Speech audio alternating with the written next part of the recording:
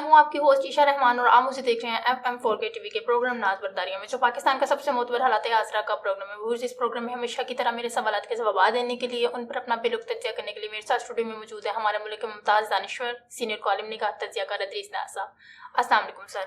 وعلیکم السلام۔ کیسے ہیں آپ سر؟ الحمدللہ۔ سر اس وقت پنجاب میں بڑی تبدیلی کی افواہیں گردش کر رہی ہیں، میرے علم کے مطابق آپ کے پاس اندر کی کچھ باتیں ہیں، کیا آپ ہمارے دیکھنے والوں کو وہ بتانا پسند کریں گے؟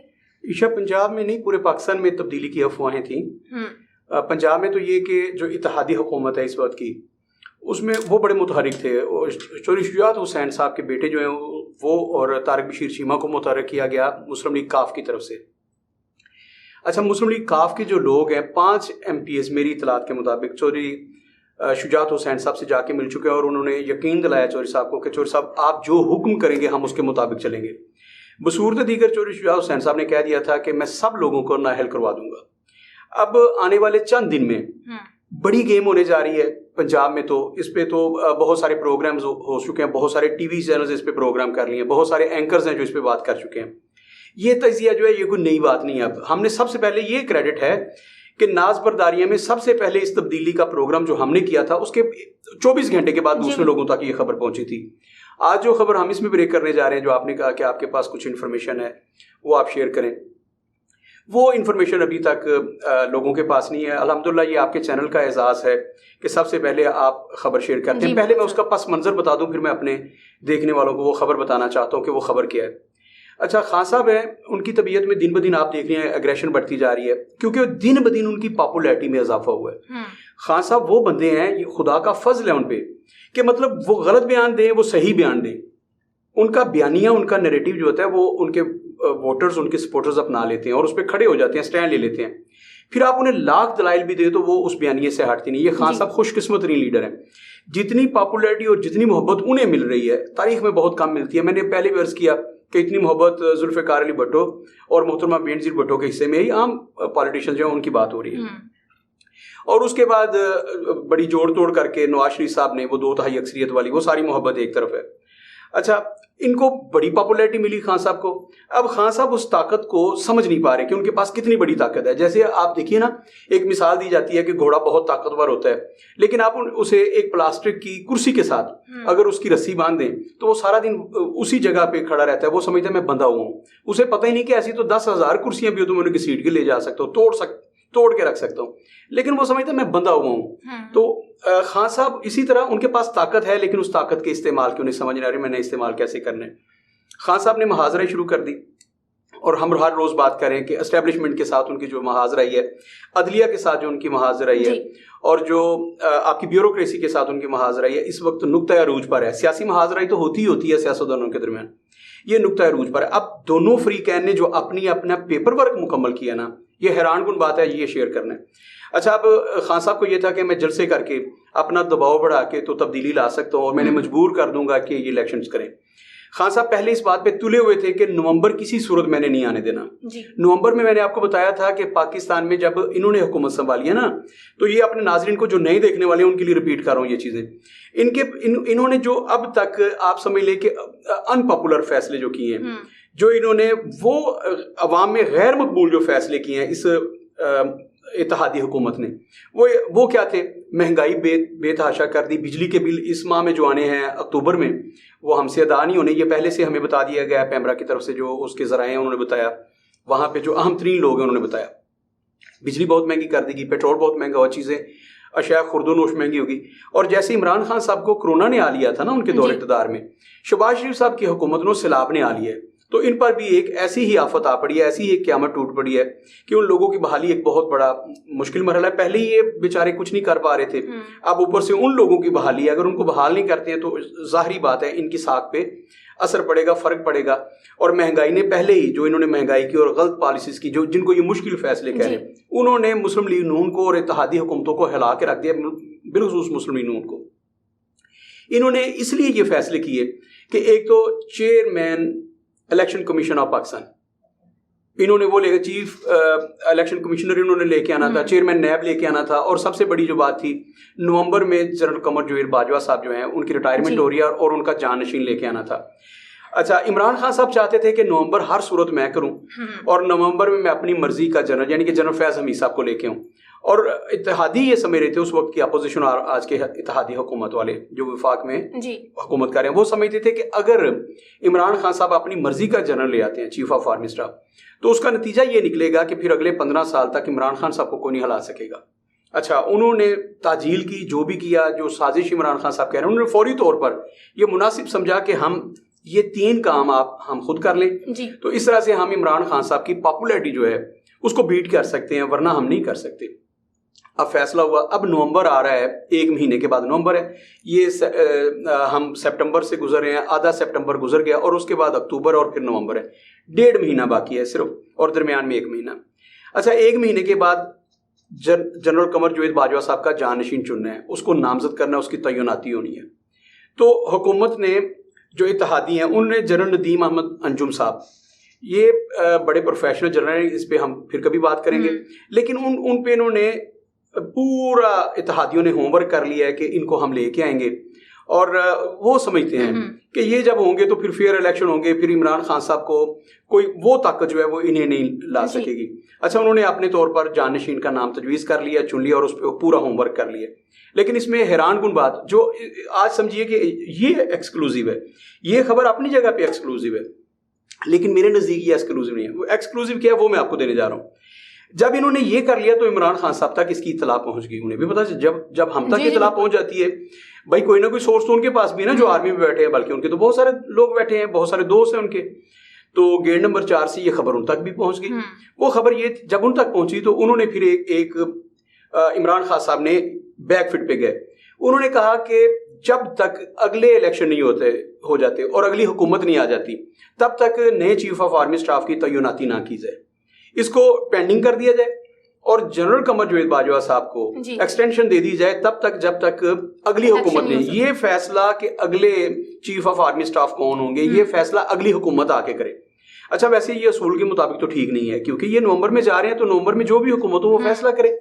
اچھا، یہ کوئی عبوری سیٹ اپ تھوڑی ہے کہ عبوری سیٹ اپ ہے جی یہ فیصلہ نہ کرے وہ آنے والی حکومت پہ چھوڑ دے. یہ منتخب نمائندے یہ 2018 میں جیت کے آئے تھے، جیسے خان صاحب اور ان کی پارٹی جیت کے آئی تھی. یہ الگ بات کہ ان ہاؤس تبدیلی آئی اور یہ لوگ آگے، جیسے بھی آگے اس پہ بات نہیں ہو رہی. آگے ہیں یہ، اب یہ فیصلہ لینا ان کا حق بنتا ہے، ان کا رائٹ ہے.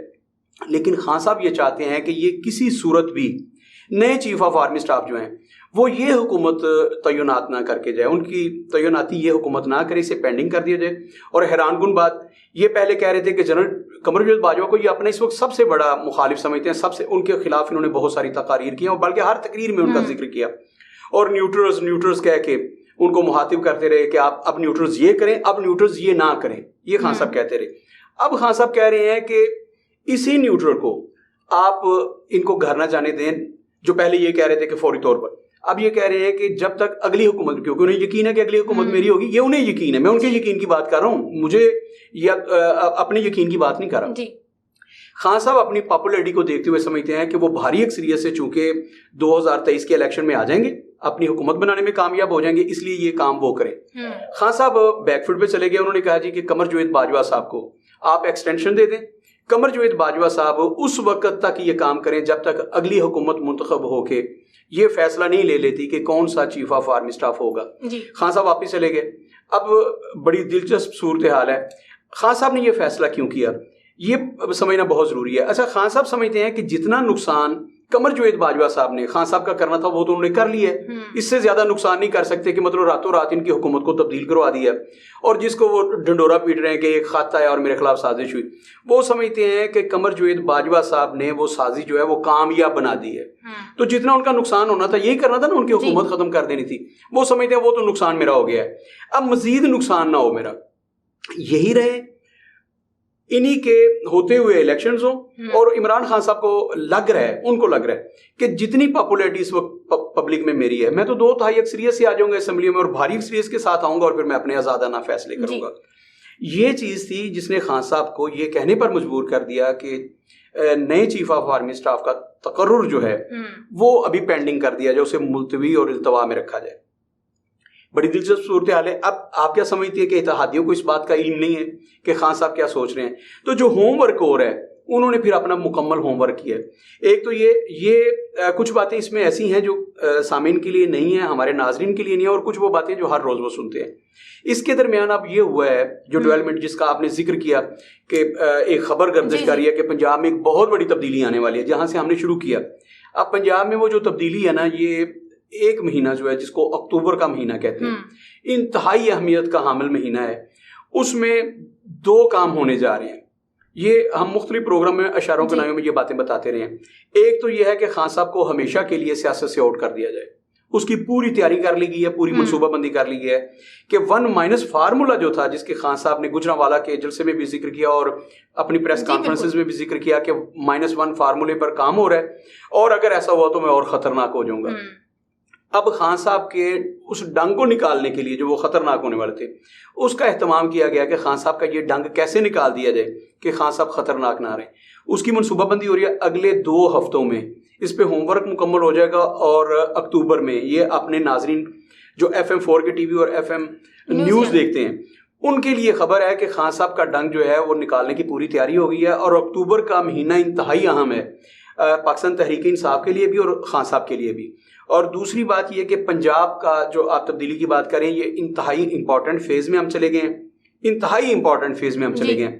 چودھری شجاعت حسین صاحب کا کردار آنے والے 1 ہفتے میں یا 15 دن میں انتہائی اہم ہونے والا ہے. جی سر. اور جیسے اس دفعہ ساری کی ساری سیاست چوری پرویز الہی صاحب کے گرد گھومی تھی کہ جو بھی وہ فیصلہ لیں گے, اور مسلم لیگ کاف کے 10 ووٹ جو تھے وہ امپورٹنس اختیار کر گئے تھے, سیم یہی ہونے جا رہا ہے کہ چودھری شجاعت حسین اور ان کے جو پارٹی کے لوگ ہیں, مطلب مسلم لیگ کاف کے آئینی سربراہ وہی ہیں الیکشن کمیشن آف پاکستان میں, تو ان کی اہمیت جو ہے وہ اگلے 15 دن کے بعد اچانک سے اتنی بڑھ جائے گی. اس پاکستان میں سب سے قیمتی چیز جو ہوگی وہ چودھری شجاعت حسین صاحب کی ہاں یا نہ ہوگی. جس طرح وہ گردن ہلا دیں گے وہ پلڑا بھاری ہو جائے گا. تو اگلے 15 دن کے بعد یعنی کہ اکتوبر میں پنجاب میں اور پاکستان کی سطح پر بڑی تبدیلی ہو رہی ہے. اور خان صاحب نے اب اگلی جو بات خان صاحب نے بھی پوری تیاری کر لی ہے. جیسے ہوتا ہے نا کہ انہوں نے کہا کہ یہ میرا پلان 1 ہے, A ہے, پلان B ہے, پلان C ہے, تو انہوں نے بھی اپنے پلان جو ہے وہ بنا لیے ہیں. جیسے انہوں نے بنا لیے نا کہ ہم یہ کریں گے, ہم یہ کریں گے, ہم یہ کریں گے, اسی طرح مطلب اتحادیوں کے پاس اس وقت سب سے بڑا پلان جو ہے وہ ٹیکنیکل گراؤنڈ پہ کھیلنے کا ہے. وہ ٹیکنیکل گراؤنڈ پہ کھیل کے عمران خان صاحب کو نااہل کرنا چاہتے ہیں, سیاست سے آؤٹ کرنا چاہتے ہیں, اسے پس منظر سے ہٹانا چاہتے ہیں, جو خان صاحب نے بار بار کہا. اور کل پھر انہوں نے کہا کہ اگر ایسا ہوا تو آپ کو پتہ نہیں میں کتنا خطرناک ہو جاؤں گا. یہ جو انہوں نے تڑی لگائی ہے نا, یہ جو انہوں نے ایک انتباہ دیا ہے, یہ انتباہ ہے خان صاحب کی طرف سے کہ اگر ایسا کیا تو پھر آپ کو پتہ ہی نہیں میں کتنا خطرناک ہو جاؤں گا. اچھا, یہ آپ کو نہیں پتہ یہ میسج کیا ہے. لوگوں کو یہ ہے کہ وہ بڑے بڑے جلسے کریں گے, ریلیاں نکالیں گے. نہیں, آپ کو پتہ ہی نہیں ہے کہ ایک چیف ایگزیکٹو کے پاس کتنے راز ہوتے ہیں. تو یہ جو انہوں نے کہا نا میں بڑا خطرناک ہو جاؤں گا, ذرا دھیان میں رکھیے گا خان صاحب نے کس پیرا میں کہا ہے. یہ کسی کو میسج پہنچایا ہے, کچھ اداروں کو, کچھ شخصیات کو, کہ آپ کو پتہ ہی نہیں پھر میں کتنا خطرناک ہو جاؤں گا. اچھا, خان صاحب نے پہلے 1-2 پتے کھیلے ہیں IMF کے موقع پر, انہوں نے وہ پتے کھیلے ہیں, مطلب اتنا خطرناک ہو جاؤں گا کہ میں آپ کو دیوالیہ بھی کروا سکتا ہوں, میں کچھ بھی کروا سکتا ہوں. یہ ساری چیزیں اس کو مد نظر رکھیے گا. اچھا, یہ نہیں کہ یہ ان چیزوں کا صرف مجھے علم ہے, جو آپ کہہ رہی تھی کہ آپ کے پاس کچھ. خان صاحب اگر انہوں نے یہ کہہ دیا ہے, جہاں انہوں نے پیغام ڈلیور کرنا تھا وہاں پہنچایا ہے, ان اداروں تک, ان شخصیات اگر پیغام پہنچے ان تک مکمل پہنچ گیا, پورا ابلاغ ہوا ہے کہ خان صاحب کیا کہہ رہے ہیں کہ تب میں زیادہ خطرناک ہو جاؤں گا. خان صاحب انٹرنیشنل ریلیشنز جو ہیں ان کو استعمال کرنے کی دھمکی بھی دے رہے ہیں, اپنی پاپولیرٹی کی بھی استعمال کرنے کی دھمکی دے رہے ہیں. یہ ساری چیزیں, اور انہوں نے بھی پوری پلاننگ کر لی ہے خان صاحب نے. انہوں نے بھی اپنا پلان A, پلان B اور پلان C جو ہے اسے مکمل طور پر اس پہ ہوم ورک ہے, اسے تیاری کر لی ہے. مثال کے طور پر خان صاحب کے پلان میں یہ بھی شامل ہے کہ اگر اب چودھری پرویز الہی صاحب کی کورٹ سے گیند نکل کر چودھری شجاعت حسین کورٹ میں گیند جاتی ہے تو پھر ہم نے یہ کرنا ہے کہ پنجاب کی اسمبلیاں ڈیزالو کر دینی ہے. صدر پاکستان اوپر ان کے بیٹھے ہیں. جی بالکل. ہم خیبر پختونخوا کی اسمبلیاں ڈیزالو کر دیں گے. اب دیکھیے ان کے پاس ایک آپشن ابھی باقی ہے عمران خان صاحب کے پاس. اب ان کی سمجھ میں یہ تو آ گیا کہ الیکشن یہ جلدی کروا نہیں رہے, کسی صورت بھی جلدی الیکشن نہیں کروا رہے, ہم اسمبلیوں سے آگے. خان صاحب کے پاس بہت بڑا آپشن تھا نا کہ قومی اسمبلی سے باہر نکل آتے, اور اتنی بڑی تعداد میں الیکشن کروانا ممکن نہیں تھا. اور وہاں بڑی دلچسپ صورتحال ہے کہ جن لوگوں کو الیکشن کمیشن آف پاکستان نے اسپیکر کے کہنے پر ڈی نوٹیفائی کر دیا تھا, हाई कोर्ट ने हमारी कोर्ट ने उनको फिर बहाल कर दिया। उन्होंने कहा जी कि वो डी नोटिफाई हुए ही नहीं, जब तक हम मुकम्मल तौर पर इस केस की समाअत नहीं कर लेते वो MNA हैं, वो रुकने असेंबली गिने जाएंगे। वो जो 9 लोग डी नोटिफाई हुए थे वो अब 11 लोग वो अब डी नोटिफाई नहीं है, अब वो MNA है।